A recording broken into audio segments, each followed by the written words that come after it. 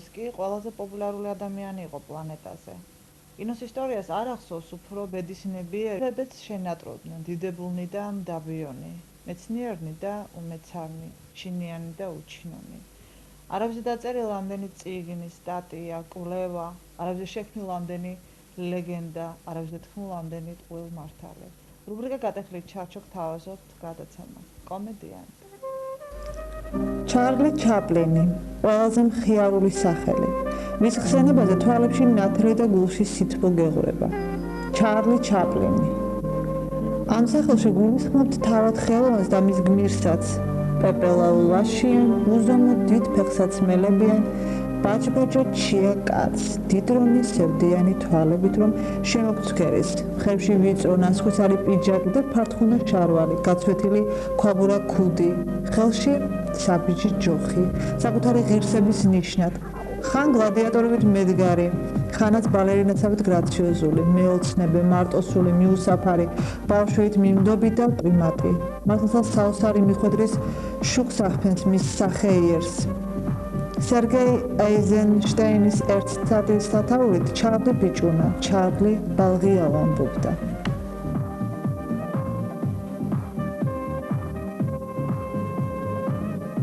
ჩაპლინმა პირველმა მოიტანა ეკრანზე ტრაგიკომედია. მე მიყვარს ადამიანები, ამბობდა ჩაპლინი. საჩილო ისტორიები ადამიანის სულს უნდა ეხმიანებოდესო. 20-30-იანი წლების პუბლიკაციები ჩაპლინის შესახებ სავსეა ექსპრესიონიზმის, დადაიზმის, სიურეალიზმის თეორეტიკოსთა ნაზრევებით. წერდნენ თანადროულობა შეპყრობილია ალოგიკურისადმი ვნებით, ამბოხებულია გონიერების წინააღმდეგ, ახარებს ულაზრობა. აქტოვანებული იყვნენ ჩარლის ქცევების ალოგიზმით, საღიაზრის უარყოფით, რეალობისაგან სრული მოწყვეტით. აღნიშნავდნენ ჩაპლინმა დაუბრუნა კაცობრიობას პრიმიტივი, შეაბრუნა იგი ბავშვური შეგნებისაკენ, ინფანტალურობისაკენ. ფრანგული ავანგარდის თეორეტიკოსები ჩაპლინს აცხადებდნენ გენიალური ფორმალის ნოვატორად, რომელიც ჩასვდა უაზრო სიცილის საიდუმლოს.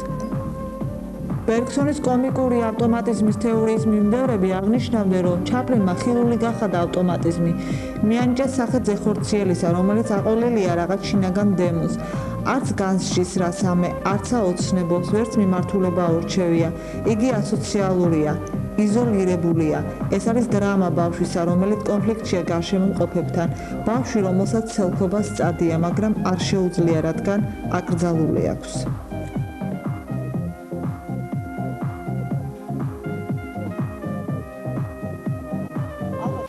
საინტერესო იქნება მისი პიროვნების დასანახად წაგიკითხოთ წერილი, რომელიც მისწერა ჟერალდინა, სადაც განსაკუთრებული სიფაქიზით ჩანს მისი დამოკიდებულება ქალიშვილისადმი, მისი სულის შუქჩრდილები.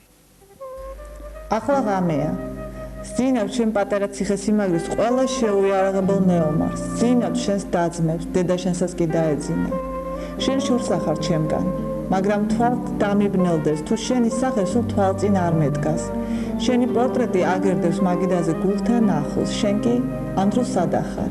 ზღაპრულ პარიზში, ცეკვა ველისის მინდვრების თეატრის დიდებულ სცენაზე. ვიცი ეს, მაგრამ მეჩვენება თითქოს ღამის სიჩუმეში ისმის შენი ნაბიჯების ხმა, ხედავ შენს გამწყენებულ თვალებს, ზამთრის საზე ანთებულ ვარსკვლავებით რომ ციმციმებენ.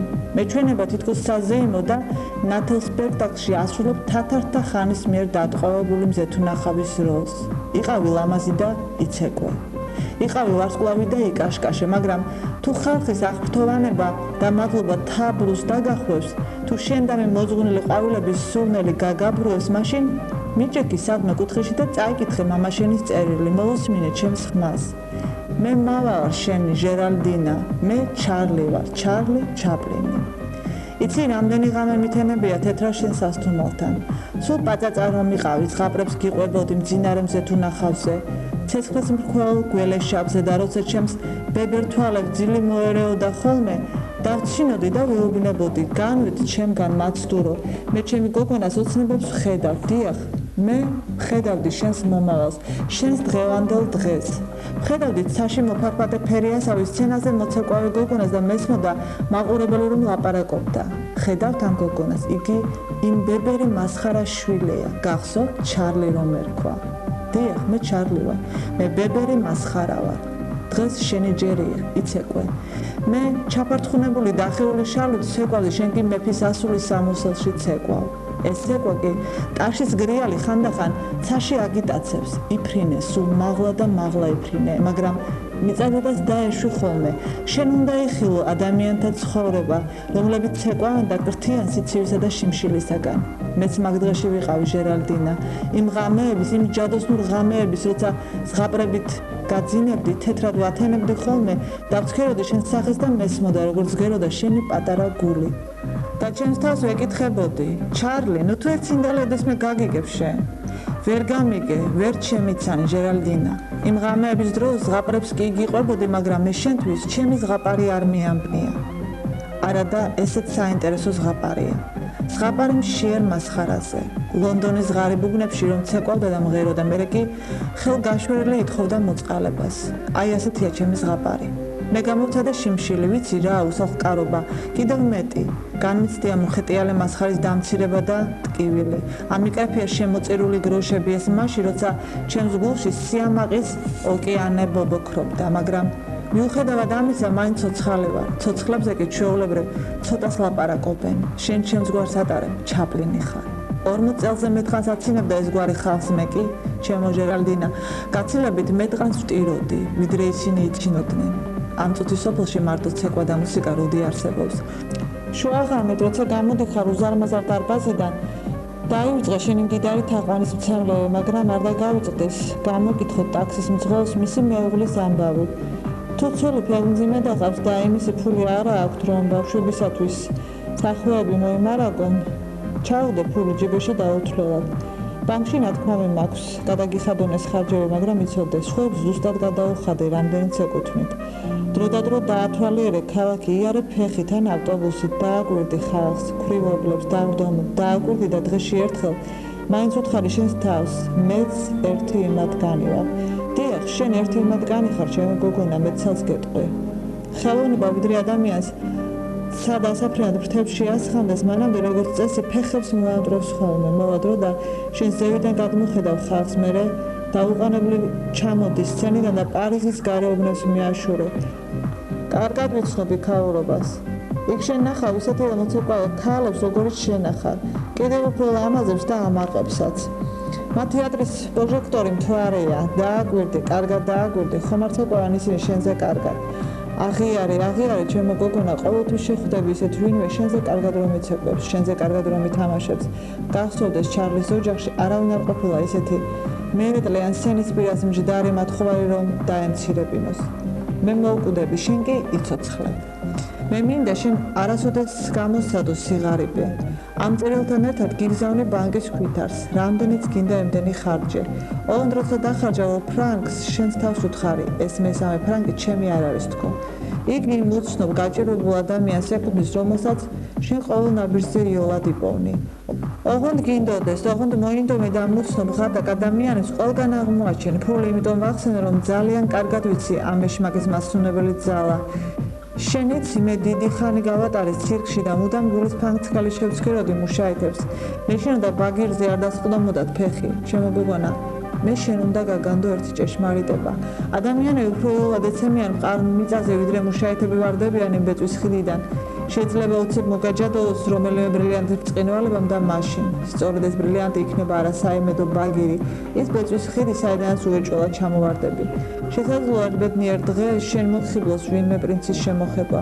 აი მაშინ შენ გამოუცდელი მუშაეთი აუცილებლად ჩამოვარდები ბაგირიდან. მოგაცრუ შენს გულს ოქროზე და სამკაულებზე. იცოდე, რომ ყველაზე დიდი ბრილიანტი დედამიწაზე მზეა. საბედნიეროდ იგი ყველა ადამიანის სახეზე კიაფობს, ოღონდ მას აღმოჩენა უნდა.